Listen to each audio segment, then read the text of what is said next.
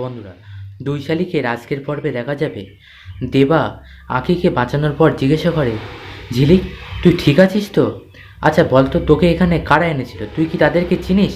তখন আঁখি মনে মনে ভাবে, না আমি যদি এখন পিয়ার্কের কথা বলি তাহলে দেবা এক্ষুনি গিয়ে ওনার সঙ্গে ঝামেলা করবে, আর তখন ঝিলিকও ধরা পড়ে যাবে। তখন আঁখি বলে, দেবা আমাকে এখনই বাড়িতে নিয়ে চলো, নয়তো মা চিন্তা করবে।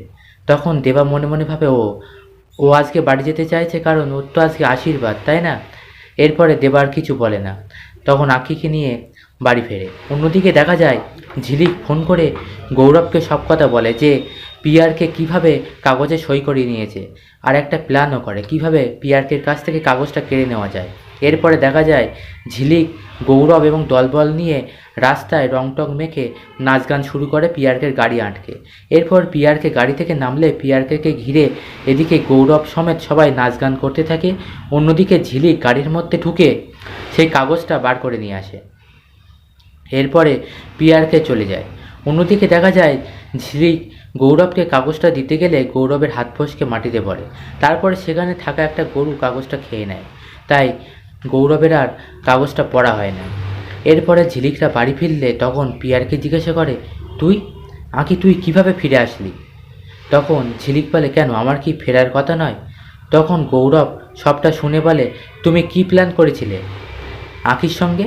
তুমি যদি কোনো খারাপ কিছু করো তার রেজাল্ট কিন্তু খুব খারাপ হবে। অন্যদিকে দেখা যায় ঝিলিক ফোন করে আঁকিকে এবং আঁকিও বলে দেয় যে তার আজ আশীর্বাদ। এরপরে ঝিলিক ফোন করে চারানাকে এবং চারানাকে বলে যে গায়ে হলুদের বাটিটা উল্টে দিতে। আঁকিও তখন ঝিলিকের কথা মতন চারানাও একই কাজ করে, গায়ে হলুদের বাটিটা উল্টে দেয়। তবে সেখানে সমতা সেই বাটিটা আবার সোজা করে তার মধ্যে কিছু একটা মিশিয়ে দেয়।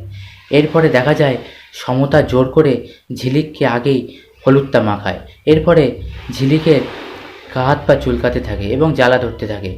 চারানা সেটা থেকে দৌড়ে গিয়ে দেবাকে খবর দেয়, বলে, দেবাদা চলো, সমতা না ঝিলিক দিদিকে গায়ে হলুদ দিয়েছে, আমার এটা মোটেও সুবিধার লাগছে না, ঝিলিক দিদির বিপদ হতে পারে। দেবা দৌড়ে আসে ঝিলিকের কাছে, তখন দেখে ঝিলিক কেমন অস্বস্তি বোধ করছে। তখন বলে, কী রে, কী হয়েছে তোর? তুই সব কিছু মুখ বুঝে কেন সহ্য করছিস? চল আমার সাথে। এই বলে আঁকির হাত ধরে টেনে নিয়ে যায় দেবা। তারপরে দেখা যায় কলতলায় নিয়ে গিয়ে ভালো করে জল ঢেলে দেয় আঁকির ওপরে এবং ভালো করে ঘষে ঘষে হলুদগুলো তুলেও দেয় সবার সামনে। তখন আঁকি বলে, কেন করছো তুমি এরকম? এই বলে দেবাকে গালে চড় মারে। তারপরে বলে, তুমি চলে যাও এখান থেকে, আমার জ্বালা করুক যাই করুক আমি মরে যাই, তুমি দেখতে আসবে না, তুমি এখান থেকে চলে যাও। তখন দেবা অপমানিত হয়ে ওখান থেকে বেরিয়ে যায় আর মনে মনে বলে, বেরোনোর আগে মনে মনে বলে যে আমাকে শুধু ব্যবহারই করলি, ভালোবাসতি না, শুধু আমিই বেঁচে গেলাম।